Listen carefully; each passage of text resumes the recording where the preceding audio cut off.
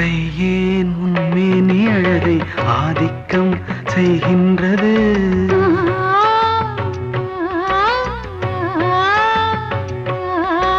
நாளைக்கே ஆனந்த விடுதலை காணட்டும், காணாத உறவில் கை தொட்டும் மெய் தொட்டும், சாமத்தில் தூங்காத விழியின் சந்திப்பில் என்னென்ன நயம் தமிழ் சங்கத்தில் பாடாத கவிதை அங்கத்தில் யார் தந்தது?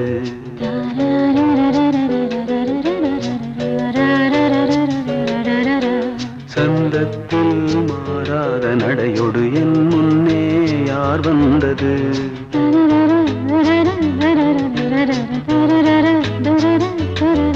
தமிழ் சங்கத்தில் பாடாத கவிதை அங்கத்தில் யார் தந்தது?